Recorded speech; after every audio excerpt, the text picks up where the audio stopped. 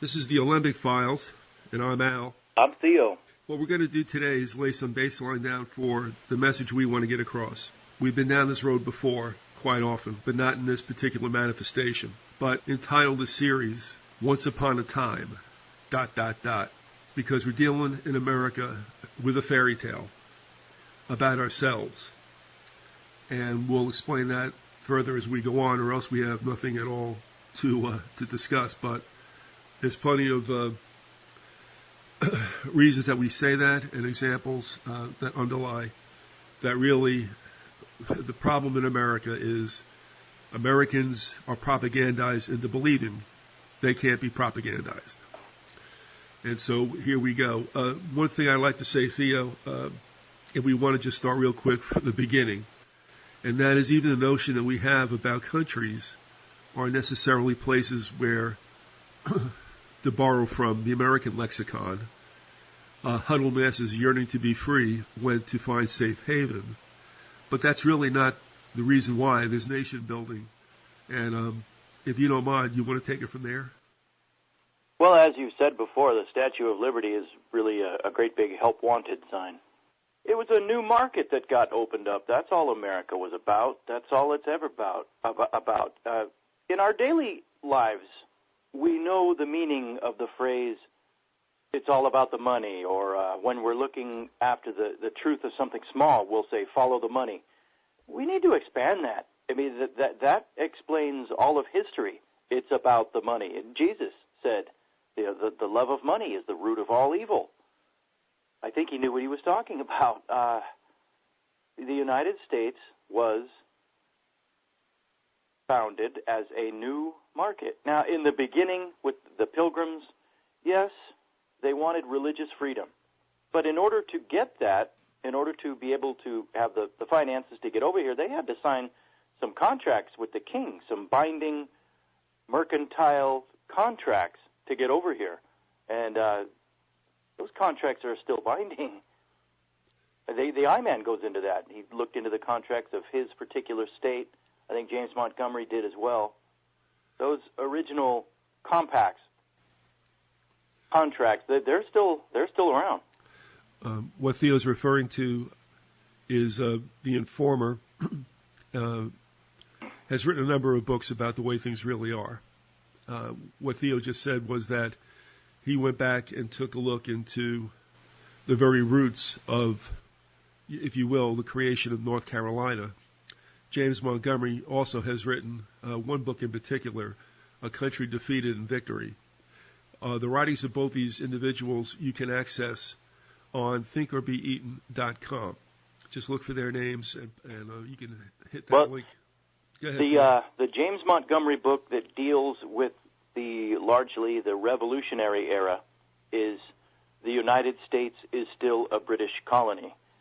With his later, actually he may have written it before, with his book A Country Defeated in Victory, he deals more with the late 1800s and especially the early 1900s. And again, those writings can be accessed on thinkorbeaten.com.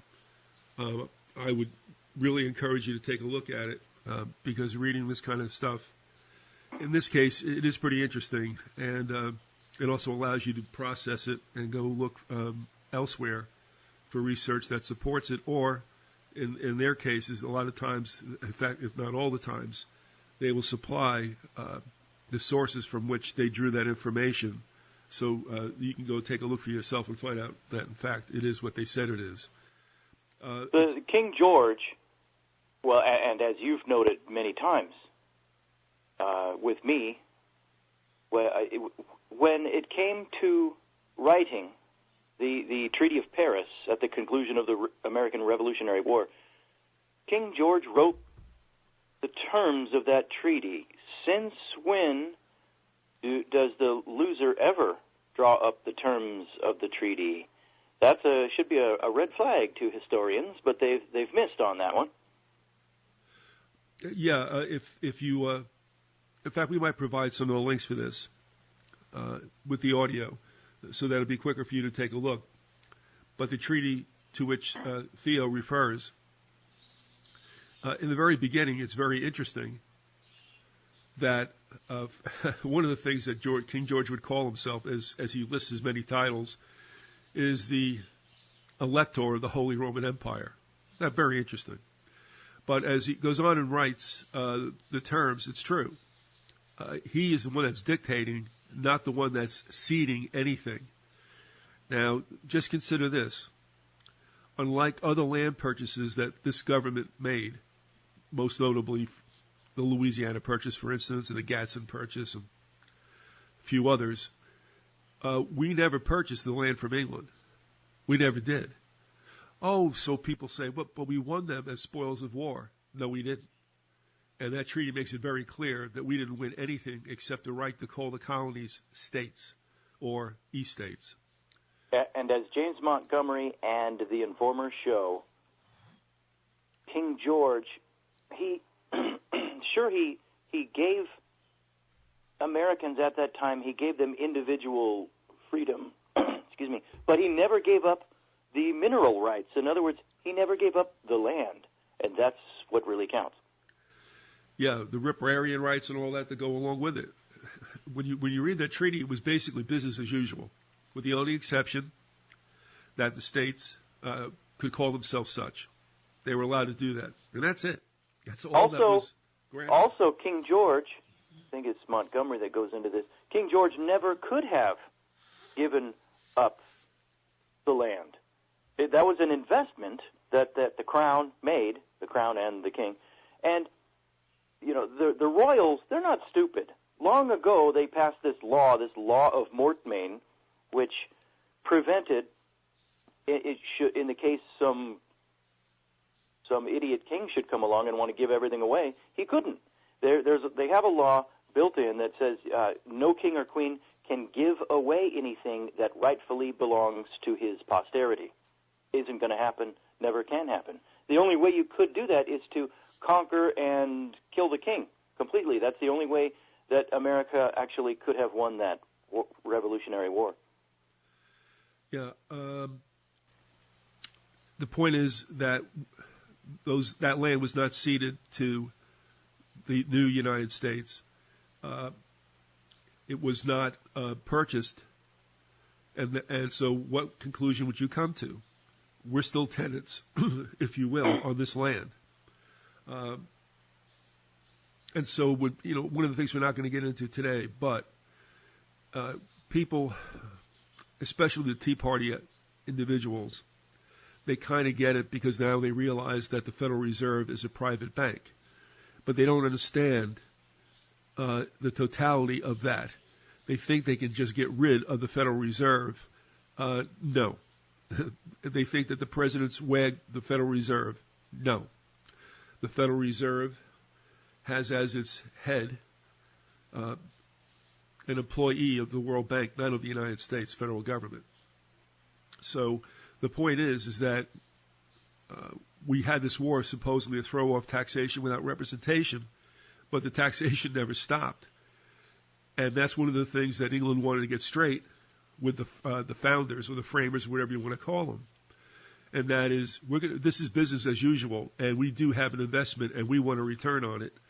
And we'll go into this perhaps the second time we come together, and that is the Constitution was struck to protect the founders and the framers and to allay any fears or any anger that would arise over the money not going west to east as it had been throughout so many decades.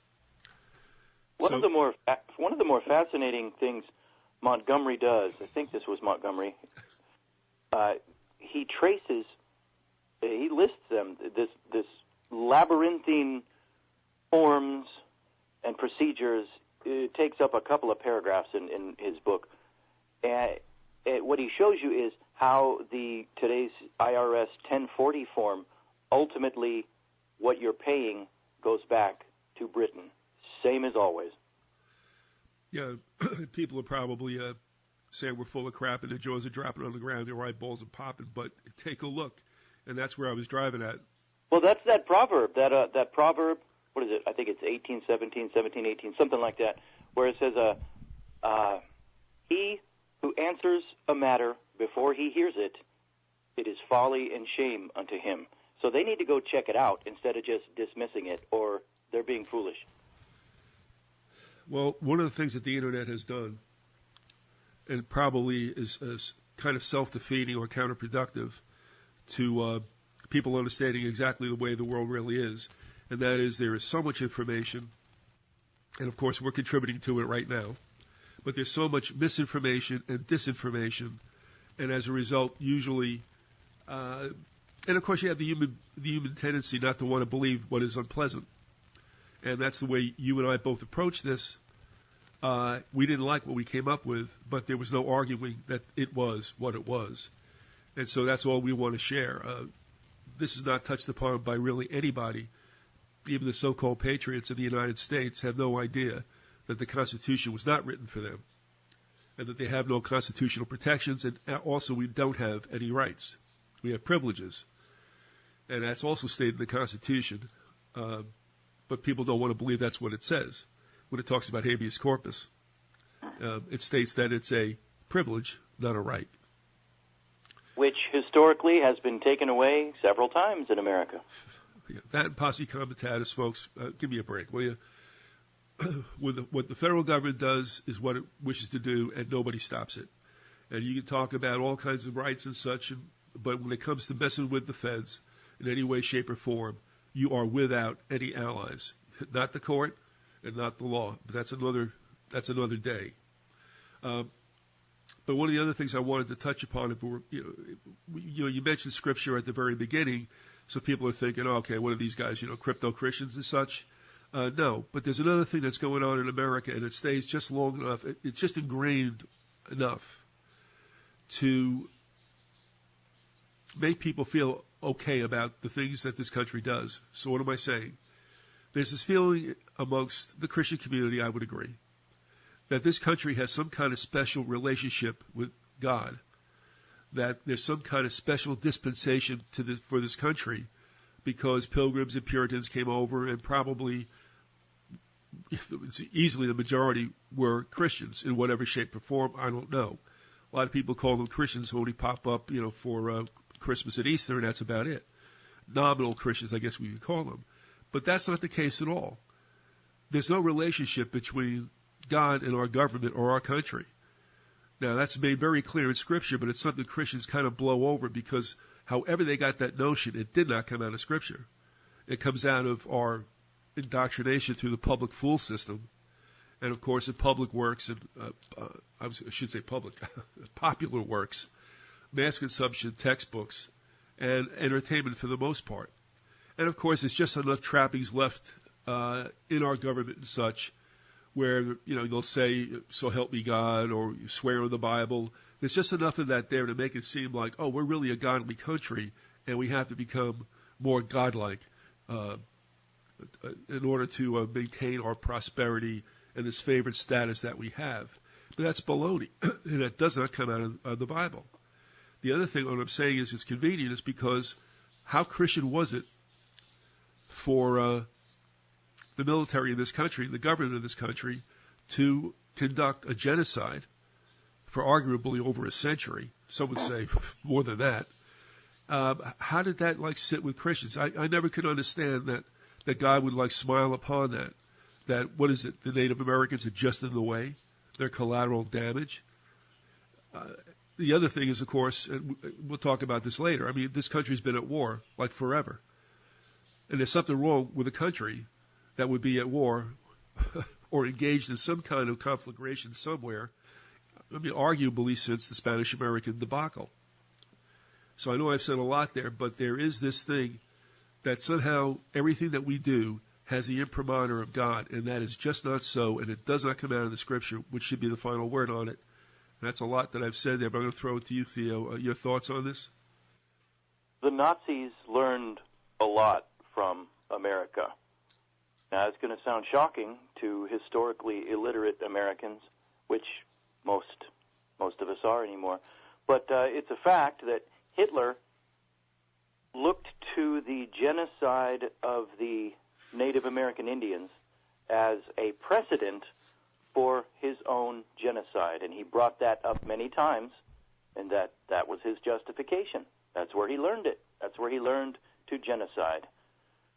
Or again, at least that's where he justified it. And also, the good old Roman salute of the good old Heil Hitler, the Heil Hitler salute. That came. The Nazis did not invent that. Yes, it goes all the way back to Rome, but however, the Nazis more directly learned that from America. By the way, I just went to that site yesterday because I hadn't been there in a while. Uh-huh. As you well know, and I think you interviewed him as well, there is a lawyer in Tampa by the name of Rex Curry, Curry, and he is a staunch anti-socialist, anti-communist, and he has a website, rexcurry.net. And as soon as you hit that link, you'll come to a bit of a history of socialism in this country. And I'm not going to get into this thing about, well, socialism is good, it's bad, it's whatever people want it to be, or governments want it to be. So let's let that lie for now. But the thing is, he also goes back and shows what the original Pledge of Allegiance salute was, or whatever kind of flag waving or raising exercise they had out in the schoolyard before the school day. And you will see that it is what you could call the Roman salute, or what we've come to know as what the Nazis used. That's what we did in this country. And he has plenty of photos documenting where it was, when it was, and that's pretty much the way things were until Hitler picked it up. And then that kind of thing just faded away for obvious reasons in the United States. But, you know, as far as symbology goes, too, Theo, I mean, you know, you think about it. Take a look at your money. Take a look at the one side of the Great Seal. I mean, the Nazis used an eagle. We use an eagle. The eagle has in its talons the fasci of wheat, fascism. It's the same stuff. So we are not that far removed from the Nazi influence. In fact, if anything, and you know that we've discussed this in many ways, that after World War II, the spirit of Nazism crept into us, and we are about to pay a price for that, as this particular Reich is on rocky ground and is not long for this world. And think about it. Every country that goes to war believes that God is on their side. At least the soldiers on the ground do, most of them. And you have Christian evangelicals sending their sons, and now shamefully enough their daughters, over to be cannon fodder for this NWO thing. But, you know, it was the same thing with Nazi Germany. The German soldiers, most of them, who were invading Poland, they thought that God was on their side. Of course, they all do it. And so they're doing it again. Yes. Like we said before, and I'm thinking about this because we're recording this the day before the Super Bowl. And if there's anything that makes me more uncomfortable is the spectacle that the halftime show has become. And, of course, there is in this country interwoven this government, or the state, you could call it, the military, and entertainment or sports. There's always a lot of actually unjustifiable examples and parallels between athletics, the events, the contests, and war. I remember, though, that somebody put it very succinctly and got it right. There was a famous pitcher in the major leagues by the name of Bob Feller, who was a no-nonsense guy. His heyday was in the 40s, early 50s. And he had been in World War II. And, of course, when he started to hear this bit about athletes saying, well, you know, we're going to war, or he's the kind of guy you'd like to go to war with. I don't know if you remember this, Theo, but Feller said, anybody who says that sports is war has never been to war. Yeah. However, we have the national anthem. We have military presence, overflying of jets and such. And it's like, if you really stop and think about it, what has that got to do with playing a ball game? Yeah, exactly. You know, I mean, it's not that big a deal, but when does this thing about playing the Star-Spangled Banner or doing the Pledge of Allegiance before any athletic contest come into being? What is that supposed to mean? What's the connection? It's an advertisement for the Army, Navy, Air Force, and Marines, that's what it is. Well, yeah, and there's a glorification of the military happening now, and I'm not trying to be disrespectful at all, but there seems to be an embracing of the soldier more and more. It's become more palpable in this country, and I'm okay with it. I mean, I'm not saying that's bad, but it seems to fly in the face of the way veterans were treated from World War I onward after they've done their service. From what I've heard, it flies in the face from how they're treated now from the VA when they get back if they're wounded. Yeah, that is true, but I'd have to say that as far as what pops up, just in our culture, there's more and more, like, for instance, every soldier that goes over is called a hero now. All right, now, is there a problem with that? Well, maybe not necessarily, but the thing is, if somebody goes in voluntarily, and perhaps because there's not a lot of good jobs out there, is that really being a hero? I understand the whole bit about defending your country and that, right, but this is all I'm saying is that there is somewhat of an elevation of the warrior and the warrior class. And those guys who fight over there, who are signed up for the service, it's not even just about them anymore. We have a bigger and bigger presence of mercenaries like Blackwater fighting right next to them who make a lot more money, make them very, very jealous. Yeah, they've thus changed their name because of some of the associations the company had with certain, shall we say, unpleasant episodes, both in the United States and abroad. But that is true. Still in all, what I'm saying is that we're preparing a generation or more for perhaps looking upon the military more favorably or being forced into it because of a horrible job market, and that is to beef up a military that will be used for a future and last World War. But getting back to the origins of this country and this myth, or as George Carlin said, it's the American dream because you got to be asleep to believe it. Let's take a look back also, not at the Constitution necessarily and how that came into being and what got kicked to the curb to make room for it, but the founders themselves. I'll say this, shoot at it if you will. If you remember going through the public fool system, did it not seem that the founders almost were like demigods? It's like they were beyond human in a sense in their goodness and their intelligence and their wisdom. I don't know. What was your take? Maybe that didn't happen with you because you were quite a bit behind me. Yeah, absolutely, they were. And that is also how they are portrayed in our national Capitol buildings. There's that dome, and I forget exactly which dome, in Washington, D.C., but on the inside of it, Washington, I think the painting is even called this, but I know that Stephen Michael Schroeder has called this the apotheosis of Washington. There's a famous painting up on the ceiling there, and it depicts Washington as a god. Yeah. Now, is there a problem with that? Yeah, the man was an elitist, insider trading scumbag. You left out realtor. Yeah. Well, that's what I mean by he was an inside trader in realty, and this comes from Gustavus Myers, I think the best historian America ever produced.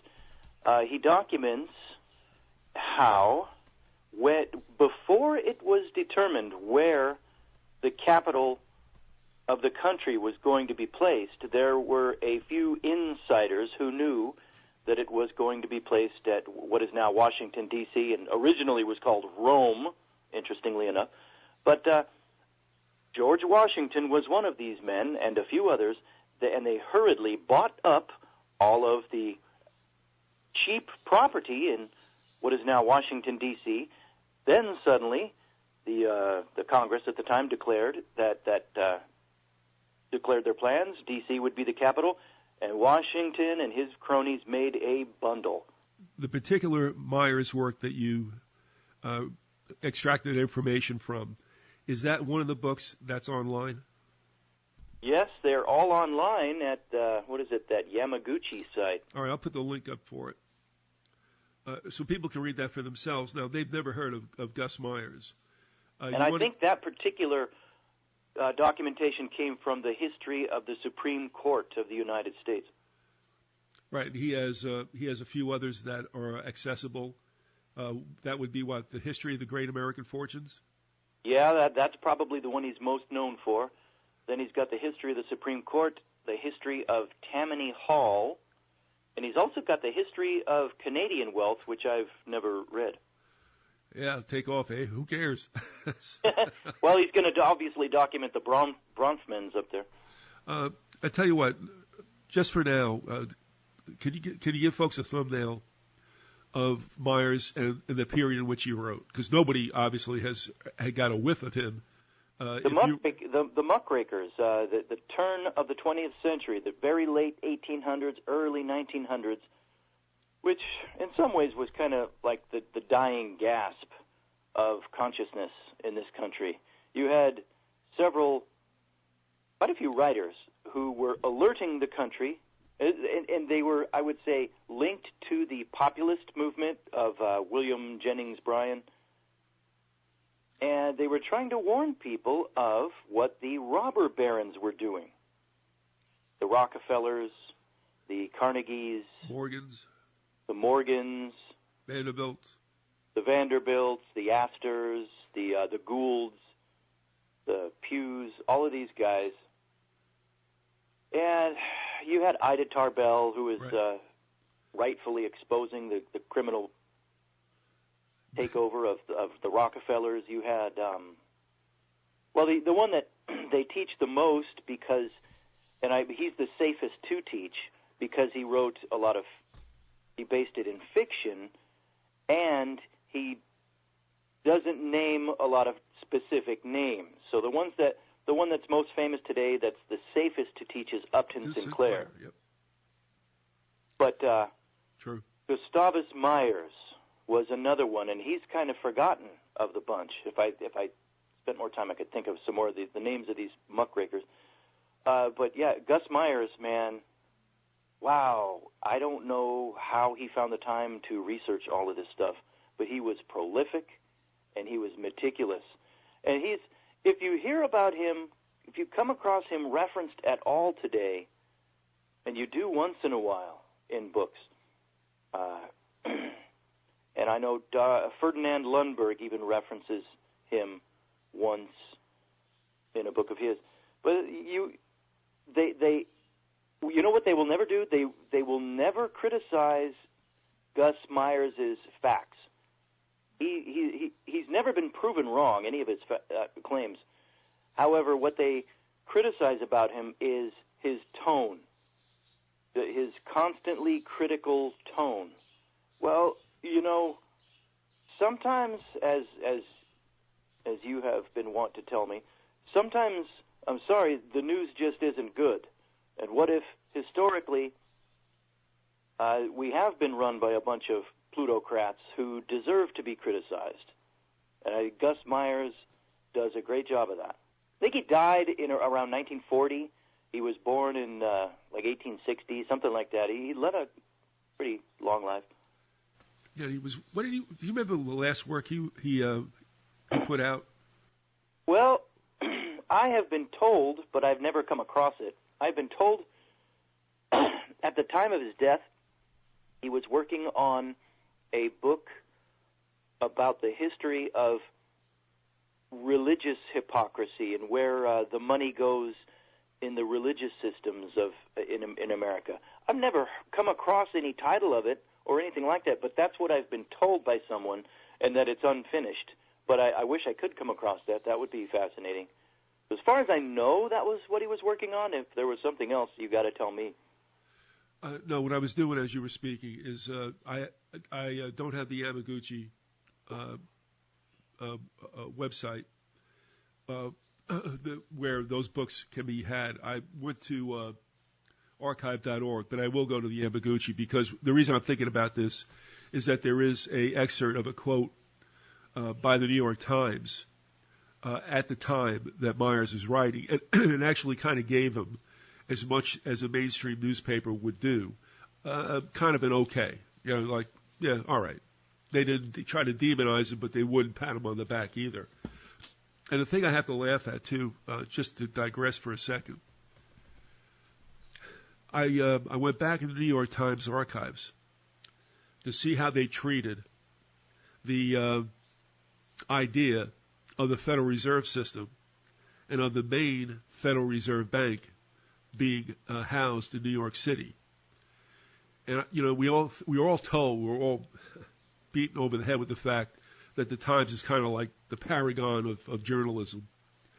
But during that time that the Federal Reserve was trying to be sold to the people, if you will, what would pass for an op-ed piece now was front page news, in other words, masquerading as hard news, which it was not. It was subjective. It was very much opinion. And I couldn't believe how much they just gushed over the Fed. So here you have, by the second decade of the 20th century, you already have the newspapers, the influential ones, being bought out by money and by power. At least, let's put it this way. It wasn't all that overt in a sense, but it is chronicled that Rockefeller got together a number of influential publishers, newspaper publishers in the United States, and basically said, this is how it goes. And so we've not really had a free press in anybody's lifetime that could hear this show right now. It already had happened. And if you were to go back in the archives and read for yourselves, you see exactly what I mean. And what's really interesting about that as well, one last aside, and that is the whole creation of the Federal Reserve was unconstitutional. But the ones who gave it up was Congress, who was charged with what? Coining money and was affixing a value thereof, something like that. Well, they gave that up to the Fed. And that was Myers documents that pretty much all through American history, the Congress and also the Supreme Court, they're bought and sold. The plutocrats, the people who really run the country actually own these men. They're puppets of them. It's the same as today, of course, but it's always been that way. Yeah, there's never any shortage of people and organizations that will do anything for the money, which is kind of way we came into this whole thing, saying that in the end, it's not about freedom, it's about business. It will always be about business. And the first laws on this planet were really to cover mercantilism on the ocean. The original law of the sea. So it's always about the money, and that's what the founding of the United States was about. It was about a new market. And again, like you had said before, this whole idea about bringing huddled masses yearning to be free into the country, actually it was like, we are hiring, now hiring. So come on over. Because, go ahead. Finish your thought, Al, but since we have spoken out against the god of this nation, Washington, we do need to say a few other things to justify what we said about him. All right, well, I'll just do this. This brings us full circle to the idea about the Fed. The Fed has just replaced, as the informer would write, the British Board of Trade. That's a conduit where we're still paying tribute to the crown. Make no mistake about it. And I'll just leave it there because I'll just go into something else, and I don't want to go any further from where I already departed. So go ahead. That's where I'm bringing it. The Fed is powerful, more powerful than our government. Don't think you're ever going to get rid of it. All right. No, of course not. Well, I mean, Ron Paul could say whatever he wants to say. It doesn't matter what he says. Nothing gets done. So he comes on after, the last two presidential elections, and he was in others before that, and starts banging on the Fed. And people like the Tea Party and others, patriots, are all behind him because of this. But it's just words. If he ever attempted to do it, he'd be Kennedy'd, if you know what I mean. Oh, sure, yeah. He'd be Lincoln. Well, yeah, and there's talk about Lincoln and Kennedy's assassination being tied to messing around, the latter of Kennedy, with the Fed Lincoln with introducing greenbacks and such. That may all be part of it. That is just part of it. It isn't the whole thing. But it is true. You don't mess with the Fed because you wind up dead. And that's all there is to it. You're not going to be able to mess with that machine. So, and what's interesting, too, is that every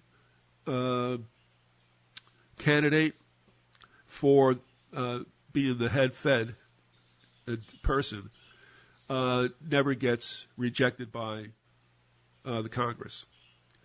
So everyone who's gone up there has never been rejected, and that's because it's all show. They have nothing to do with it. It's told to them the way it goes, and all they do is sit there and have this little pageantry and go ahead and confirm whoever's put up there for the position of head of the Fed.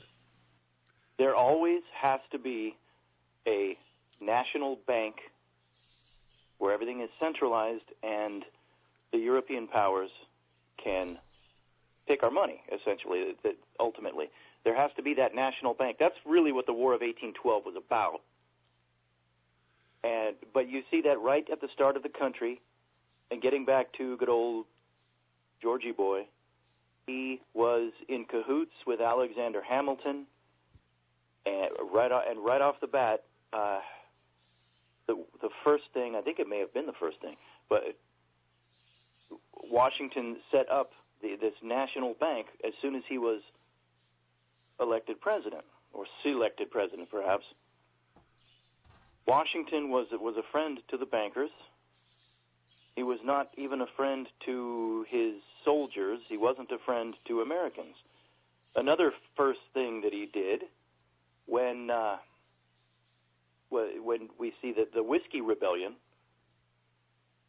when some of his old soldiers had a rebellion, when he called out the federal troops against them, what he did was, and this was an executive action, he created what were called district states to supersede, to overarch the geographical states.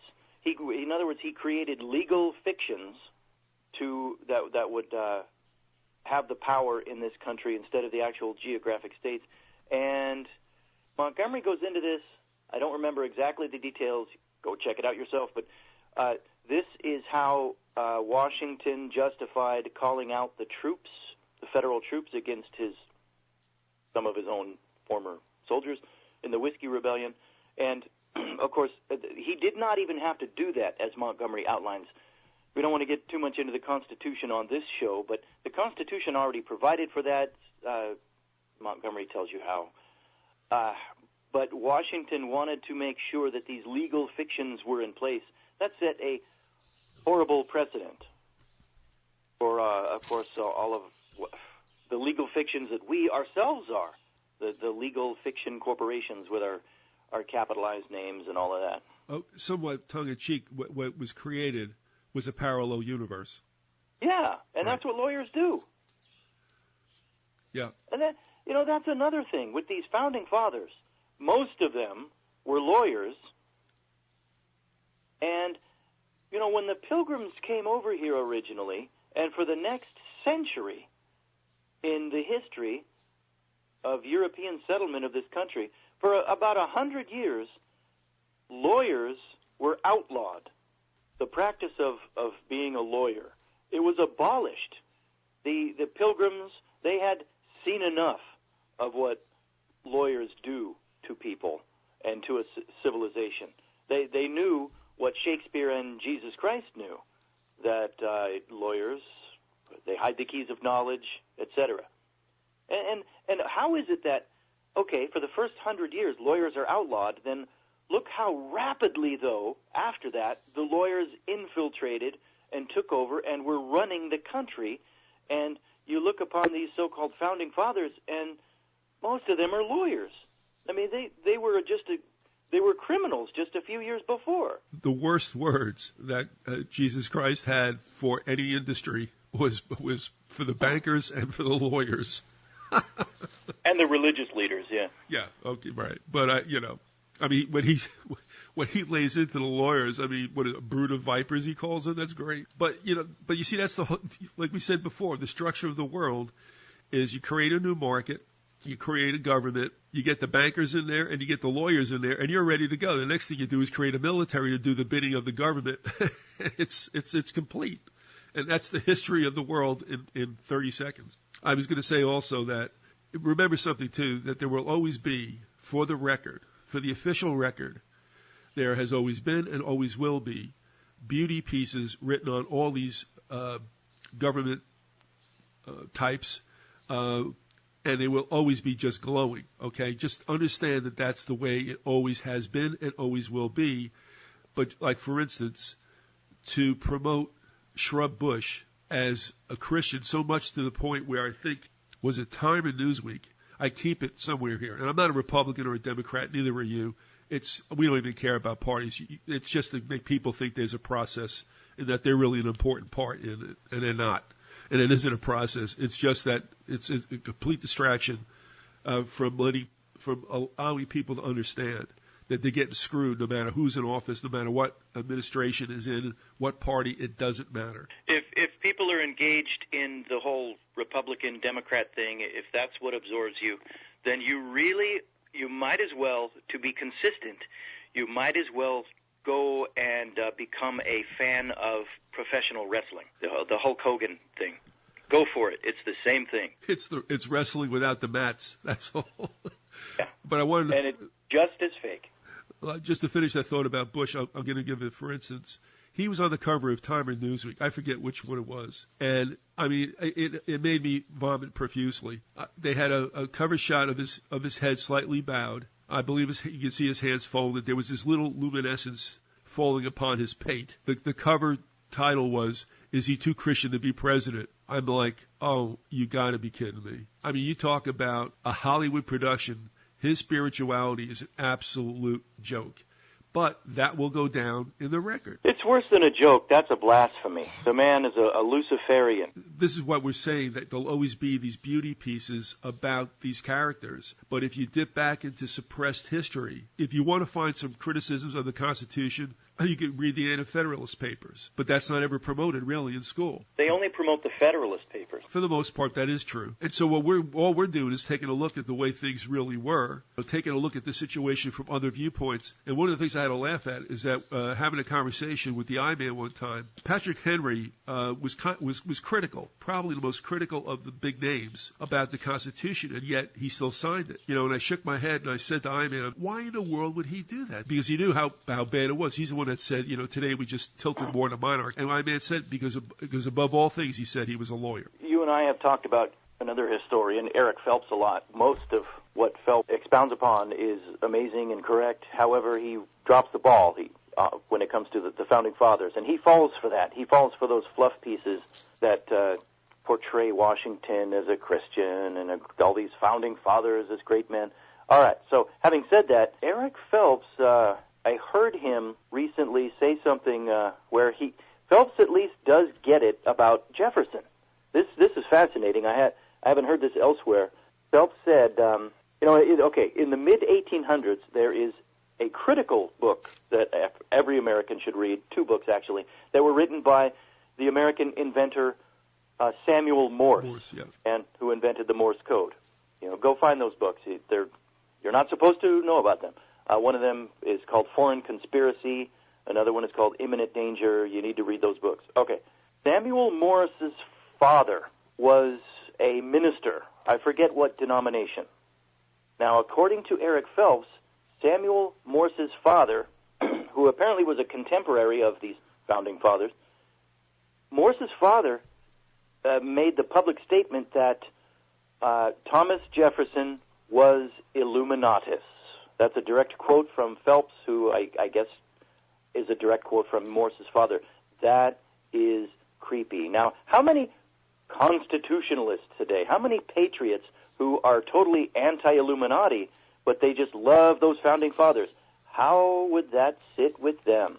One of their heroes, and it seems to be true from what I've read, it was Illuminati himself, Jefferson. I guess most of my animus is directed toward him of all the early presidents, because what he said for public consumption was so high blown and platitudinous, and yet his actions belie something entirely different. I mean, and that's the one thing you have to remember about these founders as well. The majority of them were lawyers, bankers, realtors, land barons, and slavers. Okay? So, I mean, Jefferson could say whatever he wants, but the guy was a rake, not a Christian. You can't be a Christian and decide to write your own Bible. So, to me, he was a huge hypocrite, and the one that makes my nostrils, flare the most. Go ahead. You want to add anything to that as well? Yeah, Jefferson, he was a hypocrite about about the slave thing. He wrote so glowingly about liberty, and yet he had slaves and even fornicated with his slaves, at least one. There's another hypocrisy you could look at in his life, too. He also wrote famous words about the need for revolution. What was it? Every few years, you got to nourish the tree of liberty with patriot blood. Yeah, the needs blood in its roots to the tree of liberty. Yeah, and yet, of all the founding fathers, he did the least fighting of them all. At least Washington was out there in the field. Jefferson never saw any war. It's easy for him to write glowingly about it. Jeff was a lover.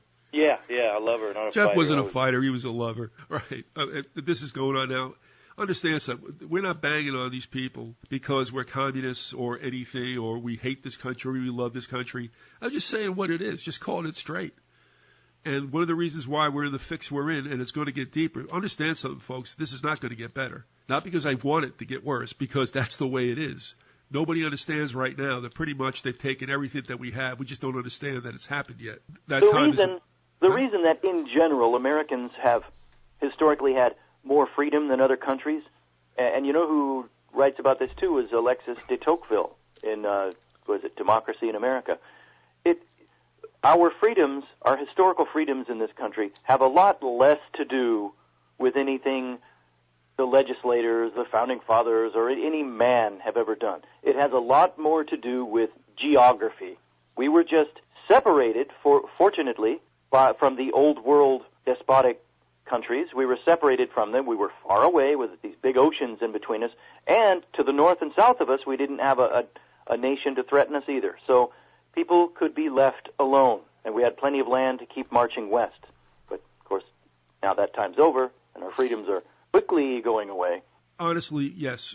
Throughout the history of this country, I would say, and this is not forgetting those people who have been oppressed at all, but the standard of living has been pretty decent relative to everything else. We've had an abundance of a lot of good things. There's no two ways about it. But my point was that that's because we were being fatted and raised for a particular purpose. And I would suggest that purpose was to fill in the void that was left by Great Britain when it no longer could sustain its empire.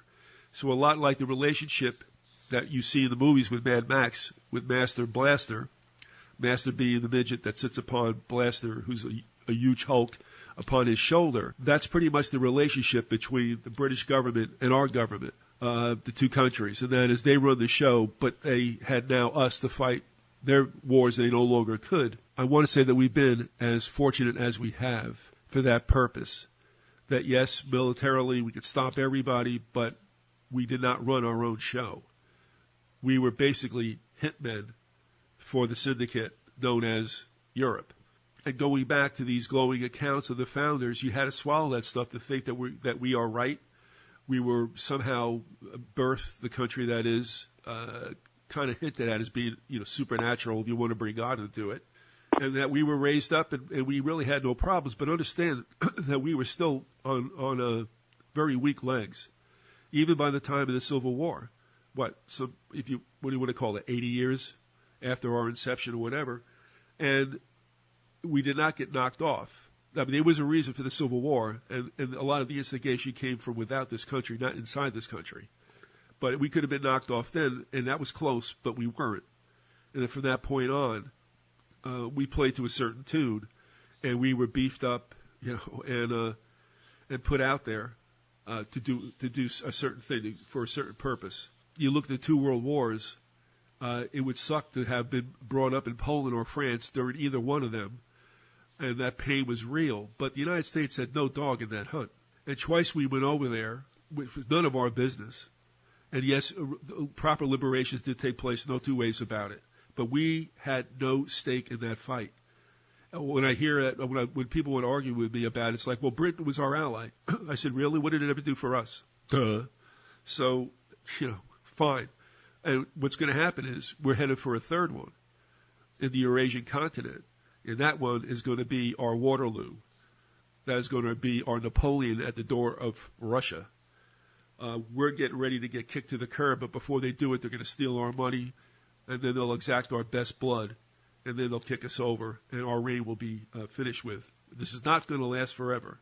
The United States can be beat, and the script says that it will soon be beat. So, again, getting back to where we're going is we're just trying to find the real United States, looking in the mirror at all the warts and such, just to say, this is how it is. Don't get upset about it. It's been this way forever, and it's happening here. And that's something that American people cannot believe because we always win, we always kick ass, we're always right. Well, one thing at a time. You mentioned the Civil War, the war between the states, whatever you want to call it. The key to that war, the reason it happened, is not about slavery. As you know, slavery was one issue of many, and it was not the most important one. The reason is you can find the reason by looking at what happened later, right after it, the so-called Reconstruction Acts. When you see what really happened there, that is the reason for that war. In that Reconstruction Act, man, the things we're not told about that. That was actually an act of reconquest is what that was. And whatever, and I'll say it, privileges we were given in the 1787 Constitution, that contract, those were finally done away with once and for all with that Reconstruction. Because what happened in the Reconstruction, well, okay.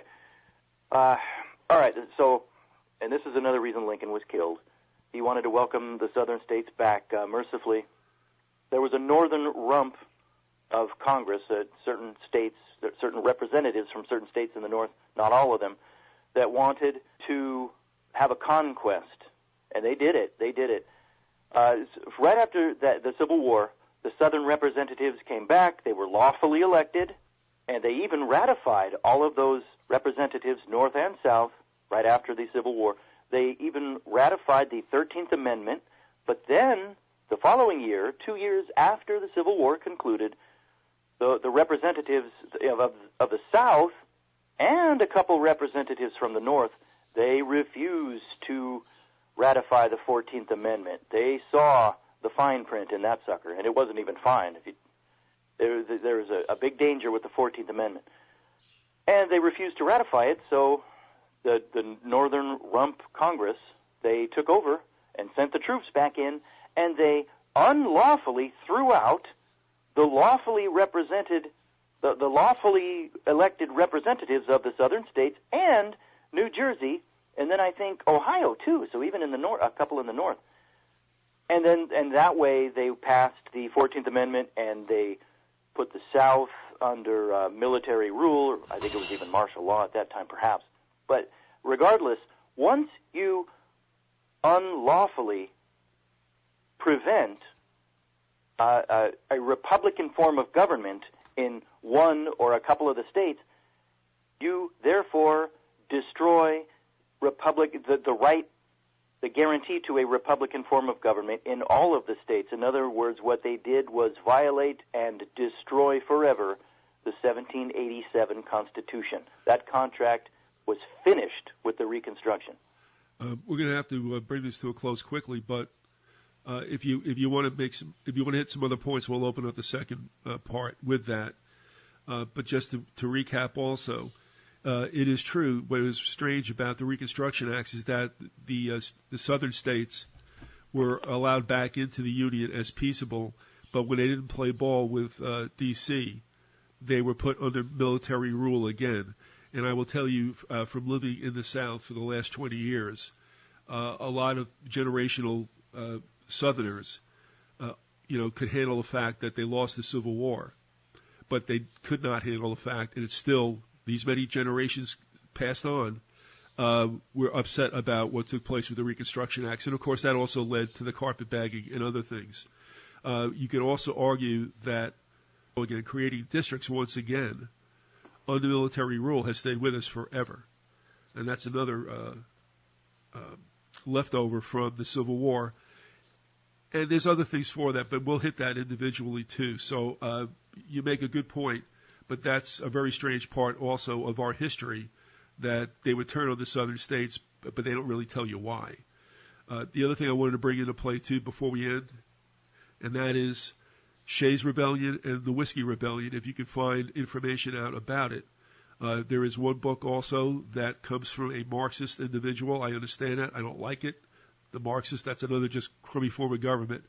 But Toward an American Revolution by Jerry Frisia talks about what took place during Shays' and Whiskey Rebellion. It was more than just Shays' Rebellion in the western part of Massachusetts. That's because the colonists, who were now the new state citizens, did not want a federated government. They didn't want a national government, and they didn't want a national bank. And as Theo alluded to, they got all three. They got the bank, and with Washington playing good cop and Hamilton playing bad cop, but that bank had to be in there because it made it easier for the Bank of England and the European bankers to deal with us. Would you agree with that? I mean, on face? Yes, and when the charter for that original national bank expired, the country didn't want it, wasn't going to renew it, and that was 1811, 1812, and that is why we had the War of 1812. Britain said, oh, no, you don't. You're going to have that national bank again because it's for our benefit. All right, we got to jump right now. We will be back with a second part. Thank you, Theo, for being with us. And, folks, we'll leave as much information out there for you if you should choose to go that way. And if you don't, I'm going to tell you the same thing is going to happen to you, but you'll never see it coming.